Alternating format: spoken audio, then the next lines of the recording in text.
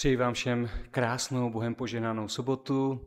Moc děkuji za krásnou píseň, která nás naladila ke slyšení Božího slova. A dnes ztratíme víru, naději a lásku. Děkuji také za úžasnou báseň, která nám připomenula to, co pro nás Ježíš učinil na kříži. Dnes se tedy setkáváme stejně jako každou jinou sobotu, především proto, abychom chválili našeho nebeského Otce. Blíží se závěr letošního roku, je to období Vánoc, lidé kolem nás prožívají, jak se říká, svátky klidu, pohody a míru, nebo také zhonu, nakupování a stresu, záleží, jak to kdo má. A co pro nás znamenají Vánoce? Možná nás napadne, že je to pohanský svátek, který křesťané použili pro přiblížení pohanům a proto zrození slunce označili jako zrození Mesiáše. A my dnes můžeme diskutovat o tom, proč se zřejmě Ježíš nenarodil v tomto období, i když biblická zpráva nám nedává žádnou podrobnou informaci, kdy se Ježíš narodil. Ale můžeme hovořit o tom, proč se nemohl narodit právě v tomto období. Ale možná, že období, kdy i nekřesťansky smýšlející lidé jsou ochotní poslouchat písně jako Narodil se Kristus Pán, poslouchat příběh o narození Ježíše, že bychom i my si mohli v tomto období připomenout Ježíšovo narození. O Ježíšově oběti hovoříme velmi často, ale kolikrát si připomeneme také i období, kdy se Ježíš narodil a to, co prožívali jeho rodiče. Proto dnes společně s vámi chci otevřít hned úvodní kapitoly Evangelia Matouše a Lukáše. A tak vás prosím, abyste si společně se mnou otevřeli Evangelium podle Matouše, 1. kapitolu a tam od 18. verše. Matouš 1. kapitola od 18. verše. Narození Ježíše Krista se událo takto. Jeho matka Marie byla zasnoubena Josefovi, ale předtím, než se vzali, se ukázalo, že je těhotná z Ducha Svatého. Její muž Josef byl spravedlivý a protože ji nechtěl veřejně zostudit, rozhodl se, že se s ní rozejde v tichosti. Když však o tom přemýšlel, hle, ve snu se mu ukázal Hospodinův anděl a řekl: Josefe, synu Davidův, neboj se vzít si Marii za manželku, neboť to, co v ní bylo počato, je z Ducha Svatého. To je tedy jedna zpráva o narození Ježíše a my víme, že tou druhou píše evangelista Lukáš, 1. kapitola 26. verše.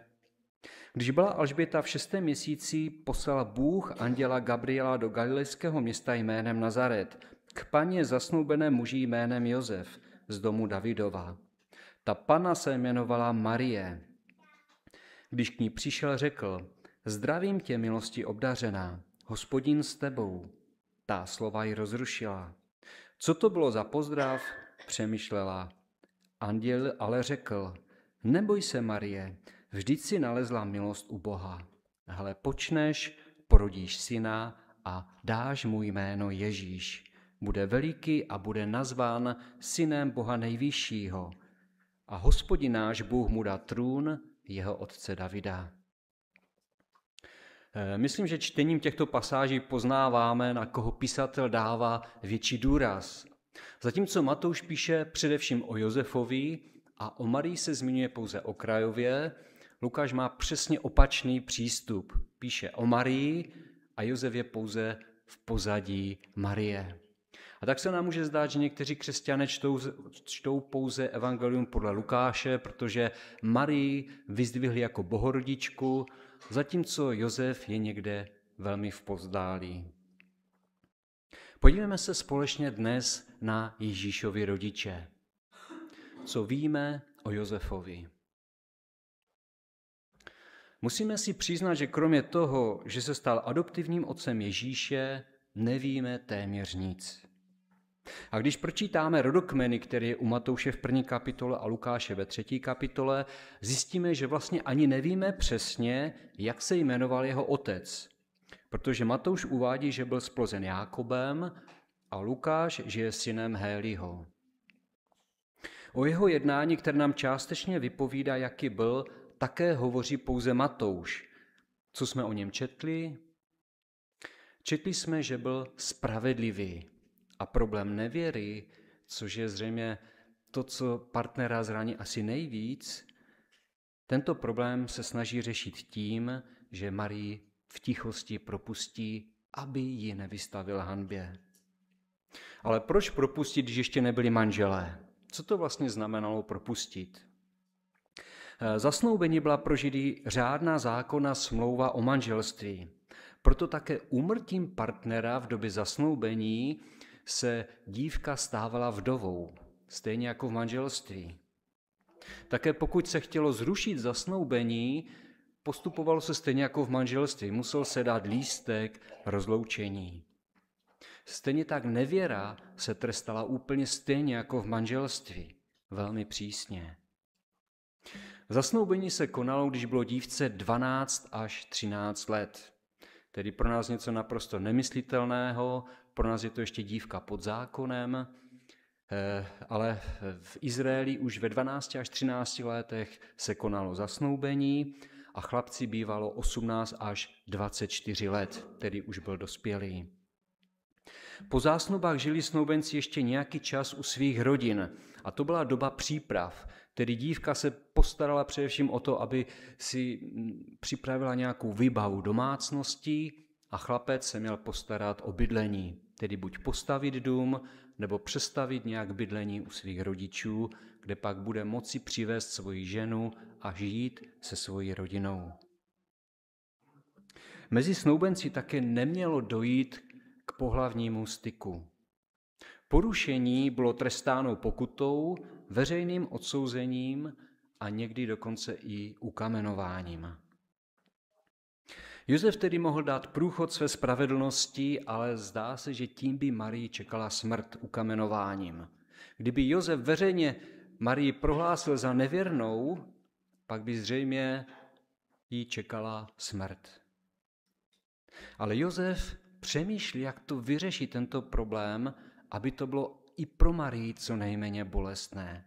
A tak se rozhodl, že se s ní tajně rozejde. Tedy, že ji prohlásí jako svobodnou dívku. Dívku, která otěhotněla již jako svobodná. Pak by jí nehrozil trest smrti. A zdá se, že to bylo to nejlepší a nejmilosrdnější rozhodnutí, na které mohlo přijít. Když chceme zjistit, jaký byl vztah mezi Josefem a Marií, zjistíme, že z toho skutečně zase mnoho z evangelií nevíme. Kolik měl Josef let? Byl to mladík, někdy kolem 20 let. Je docela zvláštní, že o tak důležitých lidech, kteří se stali rodiči Mesiáše, ten nejdůležitější osoby v dějinách lidstva, že nemáme téměř žádné zprávy. To je docela zvláštní. A možná právě nedostatek informací o Ježíšových rodičích byl důvodem vzniku Jakubova evangelia, tedy apokryfního evangelia, někdy se říká také protoevangelia, které nebylo zahrnuto do kánonu, které vzniklo v polovině 2. století. V tomto apokryfním evangelium se popisuje dětství Marie a popisuje se, že její matka se jmenovala Anna a byla neplodná. A proto Pánu Bohu slíbila, že pokud jí dá dítě, věnuje toto dítě Bohu. A tento příběh se velmi podobá příběhu Samuela, proroka Samuela, protože Aně se skutečně narodí dítě, narodí se jí holčička, kterou pojmenují Marie a společně se svým otcem ve 3 letech ji odvedou do chrámu, kde pak Marie prožije celé své dětství. Když bylo Marii 12 let, kněží přemýšlejí, co s ní udělají dál, protože je to období, kdy se dívky zasnoubí s jinými chlapci. A protože jsou to boží kněží, pak se dotazují Hospodina a přichází anděl, který je pověřil, aby přišli všichni vdovci v Izraeli, přinesli své hole, každý muž měl svoji hůl a to byl takový občanský průkaz, a kterou hůl Pán Bůh označí, ten se má stát manželem pro Marii. Tímto způsobem byl vybrán vdovec Josef, který se pak zdráhal, protože říkal, že už má svůj věk, má také své děti a nechce být také ostatním pro smích. Nakonec se ale nechal přesvědčit, odvedl Marii do svého domu ale sám odcestoval pracovat na stavbu, protože stavěl město trochu dál od svého bydliště. Dále se tento příběh odvíjí podobně, jak ho známe v evangelích. Jak jsem zmínil, církev toto evangelium nezahrnula do kánonu biblických knih, který vznikal mnohem později, až ke konci 4. století, protože rozpoznalo, že toto zřejmě opravdu nebylo dílo napsané pod vedením Ducha Svatého. A já bych se o něm vůbec nezmiňoval, kdyby Ellen Whiteová v knize Touha věku na straně 53 nenapsala, že Ježíšovi bratři byli starší než Ježíš. Ježíš také při svém ukřižování svěřil svoji matku do péče svému učedníku Janovi, což také napovídá o tom, že jeho bratři zřejmě nebyli synové Marie, protože kdyby jeho bratři byli synové Marie, pak by přirozeně péče o svoji matku připadala jim. Tedy je možné, že toto apokryfní evangelium se opravdu zakládá na nějaké ústní tradici, která se tehdy šířila mezi křesťany a doplňuje nějakou části informace, které v Božím slově nemáme. Pokud přijmeme tedy informaci, že Josef byl již starší muž a byl vdovec, můžeme říci, že už někdy v životě prožíval obrovskou bolest tím, že přichází o svoji ženu a zůstává se svými dětmi samotný. S Marií se zřejmě také zasnoubil především proto, aby se o ní mohl postarat, aby jí mohl nabídnout domov. A teď Marie, jeho snoubenka, je těhotná a místo, aby se ke svému hříchu přiznala, tvrdí, že je těhotná z Ducha Svatého. Tedy něco naprosto nemyslitelného. Víte, muž v židovské kultuře měl absolutní postavení, byl vždy hlavou rodiny. Jak bych se já jako muž zachoval na Josefově místě? Muž, který chtěl mladé dívce pomoci, který se chtěl o ní postarat, muž, který jí chtěl dát potomka právě proto, aby se pak o ní měl kdo starat, když on tady nebude. Protože vždy to byl syn, kdo se postaral o své rodiče. Jak bych se já zachoval na jeho místě, kdyby tato mladá dívka mne takto podvedla a místo prosby o odpuštění a přiznání by tvrdila něco tak nemyslitelného, že je těhotná z Ducha Svatého? Já nevím, jestli bych jednal stejně jako Josef, ale čteme, že on chtěl tajně zrušit své zasnoubení, proto, aby ji nevystavil hanbě. To napovídá něco o jeho charakteru. Nemyslel tolik na sebe, ale šlo mu o Marii, aby ji nevystavil hanbě. A také pokud by ji prohlásil za svobodnou dívku, ne, že by to nebyl žádný problém, že je těhotná, ale zřejmě by jí nehrozil žádný trest a pak by možná Marii přijal do svého domu a staral se o ní i o její dítě. Tedy našel to nejlepší a nejmilosrdnější rozhodnutí, které v té těžké situaci mohl najít. Dále čteme, že když Josef přemýšlel nad tím, jak tuto situaci nejlépe vyřeší, ve snu se mu zjevil anděl. Víte, co je zvláštní? Muž měl v Izraeli nejenom absolutní postavení v rodině, ale také v otázce náboženství. A také apoštol Pavel nám o tom několikrát píše, žena ať ve shromáždění mlčí, když chce, ať se zeptá svého muže, protože muž je hlavou ženy, stejně jako Kristus je hlavou církve. Ano, tedy v té kultuře židovské to bylo vždy postaveno tak, že muž byl tím, kdo zprostředkovával Pána Boha své rodině. Jak je to možné tedy, že Pán Bůh nejdříve mluví s Marií, tedy s ženou, a s Josefem se vůbec nebaví. Z Josefa jako by úplně obešel. A když se to Josef dozví, že je Marie těhotná, nechá ho trápit, nechá ho prožívat bolest až do té doby, než jako muž vymyslí nějaký plán, než zaujme nějaké stanovisko. A vy víte, že všichni muži potřebují najít řešení. A Josef našel řešení, jak nejlépe tuto těžkou situaci vyřeší. A až ve chvíli, kdy Josef přijde na nějaké řešení, až tehdy se mu zjeví anděl a řekne mu: Josefe, neboj se. No, ono je to docela těžké muži říct neboj se. A Josef se nebojí o sebe, on se bojí o Marii. A řekne mu neboj se a vem si Marii za manželku. Dostane příkaz a Josef jak na to reaguje? Čteme, učinil tak, jak mu anděl přikázal a vzal si Marii za ženu.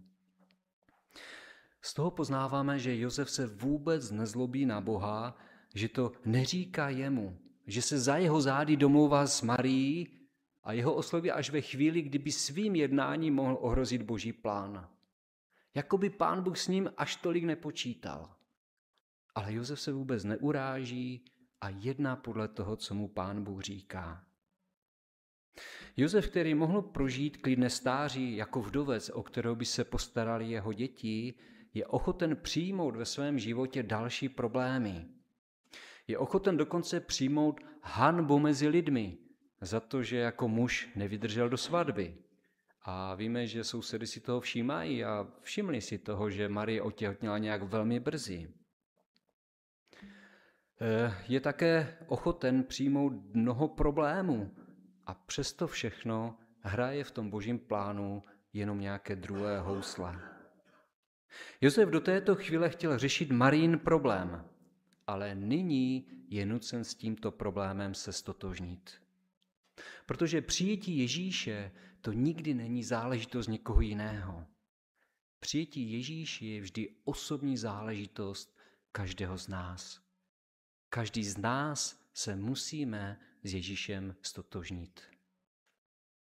Josef tím, že přijal do svého života Ježíše, přijal tedy mnoho problémů. Cesta s těhotnou ženou do Betléma, porod ve chlévě, útěk do Egypta, pomluvy ze smilství. A Židé to Ježíši potom rádi připomněli, že oni nepochází ze smilstva. Přitom Josef není skutečným Ježíšovým otcem. Jeho velikost je více v tom, že víc než vlastní naplnění, víc než vlastní práva, než to, aby jemu bylo dobře, mnohem více touží být tím, kdo se stane součástí Hospodinova plánu. I když na této zemi mu to nepřineslo žádné zvláštní ocenění. To byl Josef. A co Marie? Musíme říct, že o Marii toho také víme velmi málo. A skutečně z evangelií téměř nic, pokud nevezmeme Jakubovo protoevangelium. Byla to tedy zřejmě velmi mladá dívka a my víme, že dívky ve věku nějakých 12-13 let mají velmi romantické představy o životě. O krásném muži, kterého si vezmou, o rodině, kterou budou mít, o dětech, které budou mít. Tak je to vše takové krásně romantické, až naivní v tomto věku. Možná, že Marie to prožívala podobně. Měla podobné představy o své budoucnosti jako ostatní dívky v jejím věku. A nyní tato dívka se setkává s Božím poslem. A čteme, anděl jí řekl od 30. verše, neboj se, Marie, vždyť si nalezla milost u Boha. Hle, počneš a porodíš syna, dáš mu jméno Ježíš. 34. verš, a jak se to stane, zeptala se Marie, vždyť jsem ještě nepoznala muže. Sestoupí na tebe Duch svatý, zastíní tě moc nejvyššího, odpověděli anděl. To svaté dítě, které se narodí, proto bude nazváno Syn Boží. A 38. verš. Marie řekla, hle, jsem služebnice Páně, ať se mi stane podle tvého slova.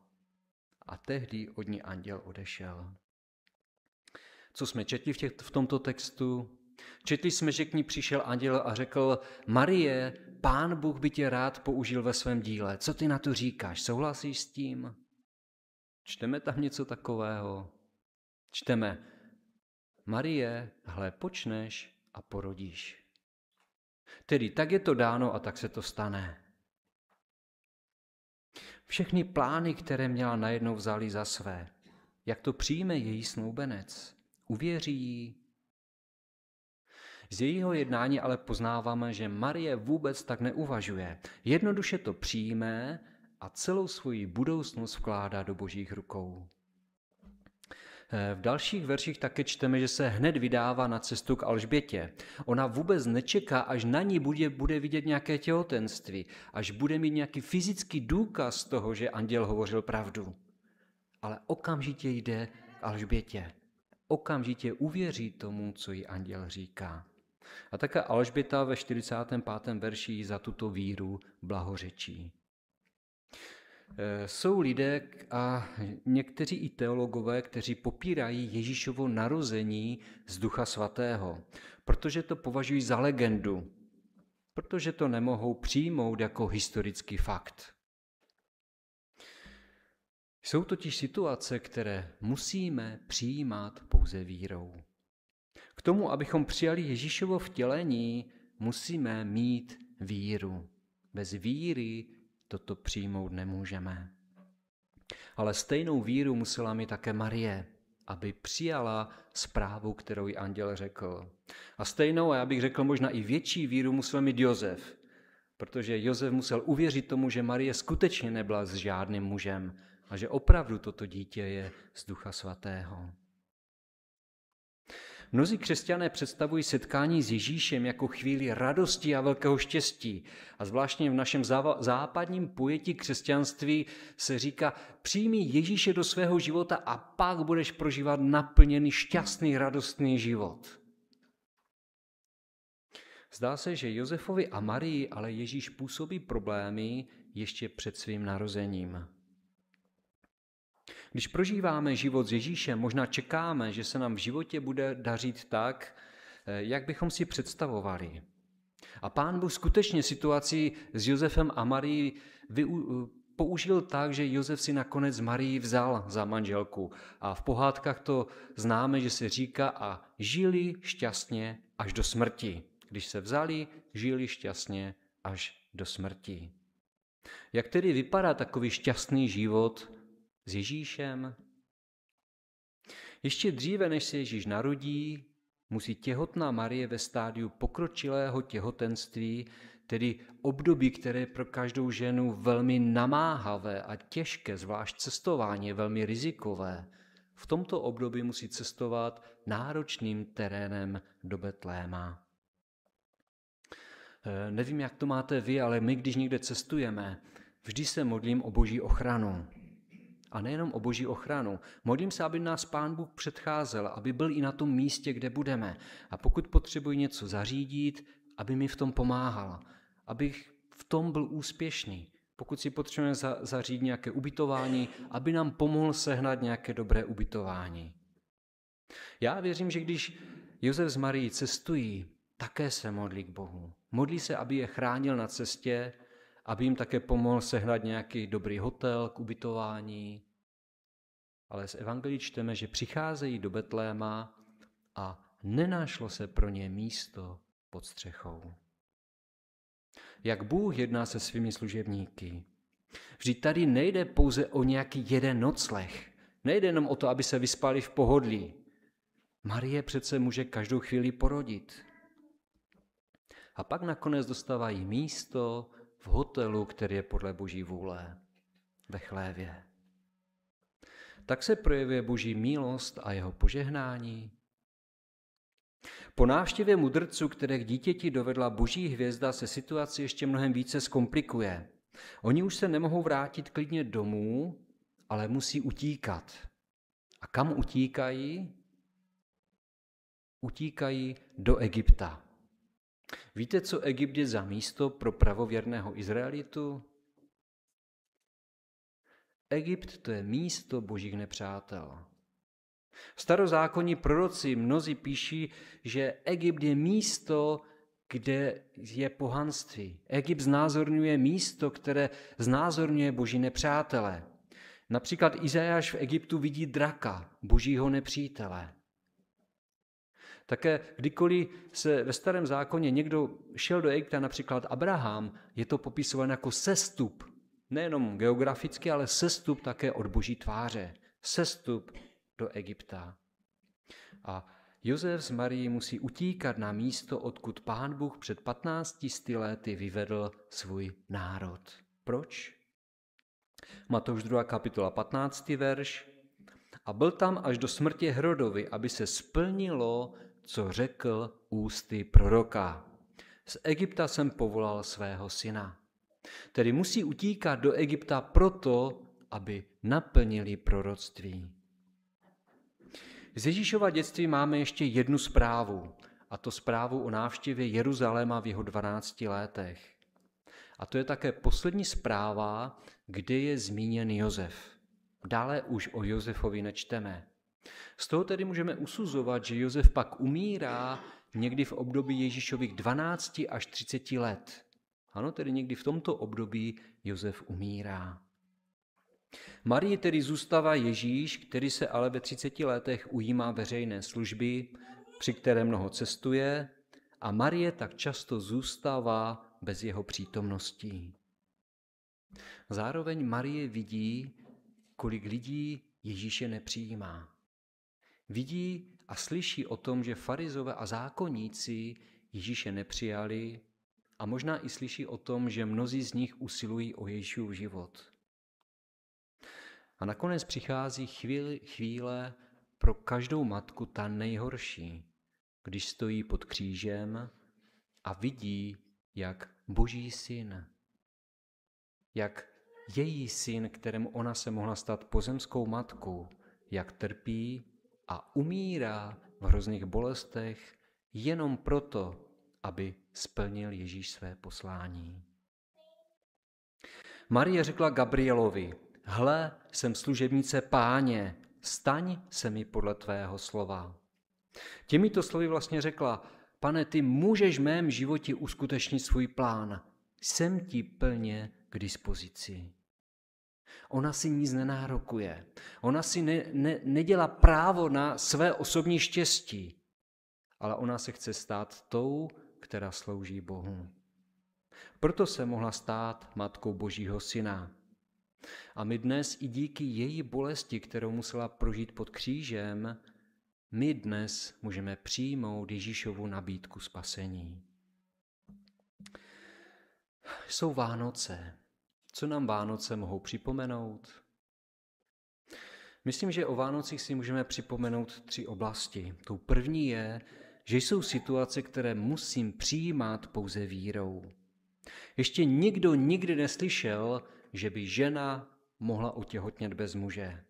Kdo tomu uvěří, může se stát centrem posměchu. A tak víra je mnohdy centrem posměchu.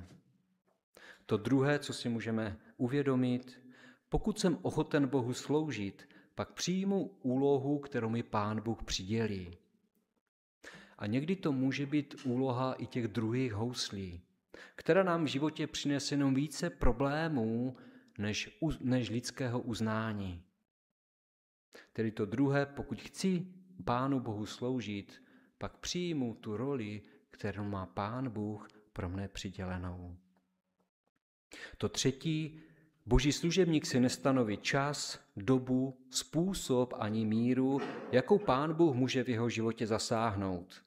Když si připomeneme některé starozákonní muže, například Mojžíš také měl v plánu nebo chtěl nějak pomoci svému národu ještě dříve, než ho Pán Bůh tomu povolal. A pak, když Pán Bůh ho povolává, tak Mojžíš odmítá: já na to nemám. Job také vůbec nepočítal s tím, jak konfrontace mezi Bohem a Satanem zasáhne v jeho životě. Jonáš vůbec nesouhlasil s tím, aby šel někam do Ninive zvěstovat Boží varování. Prorok Ozeáš, příkaz, který dostal něco naprosto nemyslitelného, aby si vzal ženu nevěstku proto, aby národ izraelský pochopil na jeho příkladu, jak se cítí Pán Bůh, když oni od něj pořád odcházejí. Stejně jako tito lidé, ani Marie a Josef předem nepočítali z roli, kterou jim Pán Bůh připravil. O Vánocích vzpomínají křesťanské země Ježíšovo narození. A já myslím, že je dobře, že alespoň jednou v roce i lidé, kteří nejsou napojeni na křesťanství, že alespoň jednou v roce mohou poslouchat zprávu o Ježíšově narození. Vždyť Ježíš je náš spasitel. A já myslím, že je dobré si připomenout také i roli jeho rodičů a přemýšlet, zda i mne může Pán Bůh použít pro své dílo. Jsem i já připraven přijmout úlohu, kterou má Pán Bůh pro mne připravenou? Amen.